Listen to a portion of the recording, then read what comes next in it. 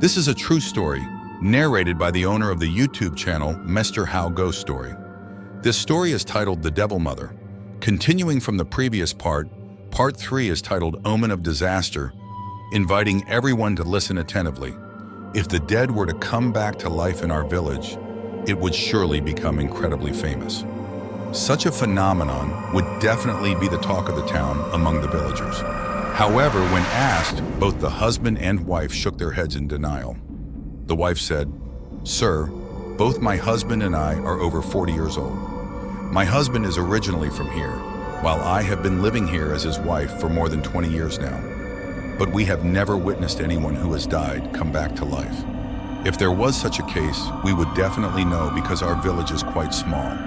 Even if a dog in someone's house died yesterday and appeared in the market today, it would cause a huge stir among the people, let alone a person coming back from the dead." The Taoist priest pondered deeply for a moment before asking again, "So, have there been any instances of missing chickens, dogs, or any murders happening in the nearby villages?" The husband replied, "No, sir. Our village has always been peaceful, and it's not just the villagers who live harmoniously with each other. Even when people from other villages come here, we treat them as if they were from our own village. Nobody here would steal chickens or ducks, sir." Suddenly, the disciple felt that there was something quite challenging about this situation. Although the village was small, not everything that happened within it was known to everyone. At that moment, the disciple remembered the events of the previous night when there were rustling sounds coming from behind the garden. He wanted to open the door to check if it was a thief, but the master stopped him. Before that, the disciple noticed that the master had been acting quite mysteriously. Leaning close to the master, the disciple whispered, "Last night was there, perhaps." The Taoist priest gently raised his hand to signal John to stop. The questions the Taoist priest had asked the homeowners were all met with responses of ignorance or uncertainty. Yet it was clear that something haunting was happening in this house. Either the couple knew something or they were completely unaware. If John were to reveal that a stranger visited from the backyard last night, it might not be well received. If they were unaware of any issue, there would be no harm. But if they knew and were intentionally hiding it, both master and disciple could be in danger. That's why the Taoist priest stopped John. In the heavy atmosphere of deep thought and silence, the space felt suffocating, especially when the Taoist priest spoke of the spirit entering the village. Suddenly, from the kitchen behind the garden, a scream of terror rang out.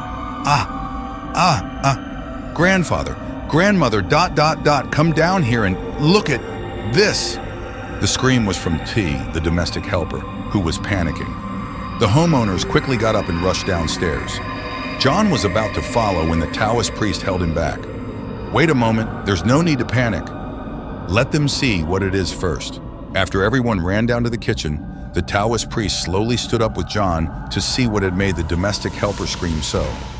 Upon reaching the backyard, John saw the homeowners and the helper standing at a vegetable patch away from the chicken coop. They were pointing at something lying on the ground. As the Taoist priest approached, the husband, pale and distressed, hurried over. "Sir, truly something ominous has happened to our house. Please, come and see." As master and disciple John moved closer to the vegetable patch, John was startled to see the remains of a chicken that had been gnawed at lying under a layer of mud, still wet from the night's dew.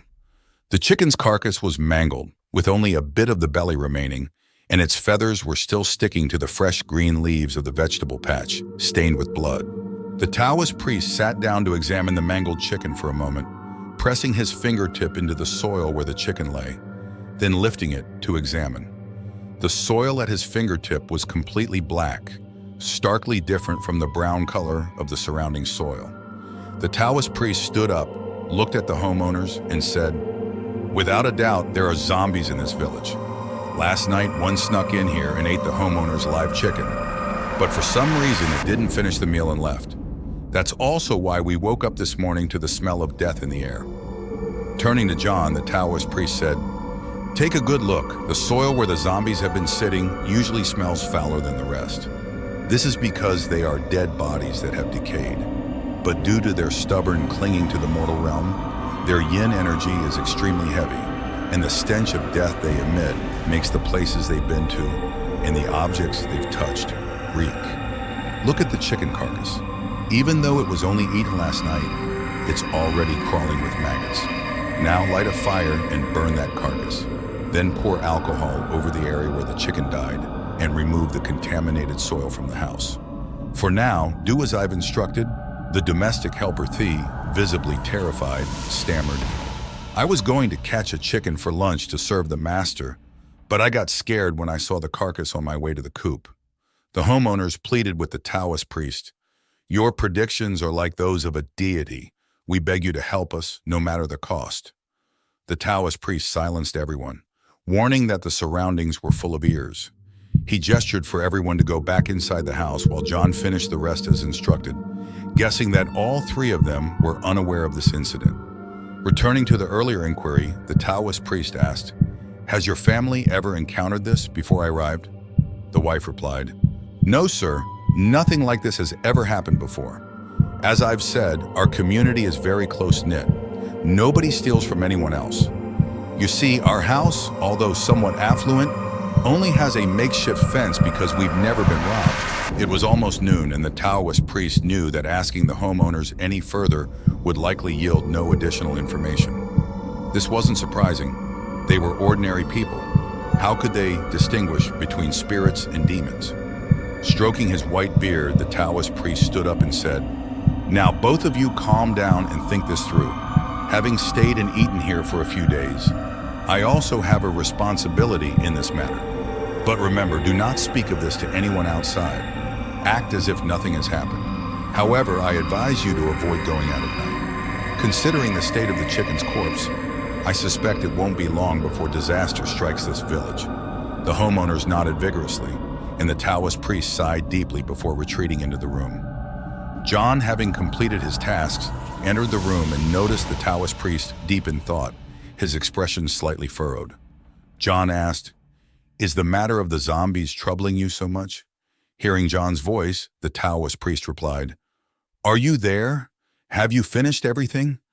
The 2 chickens earlier are a sign that disaster is about to strike." John puzzled. "Why 2? I only saw 1.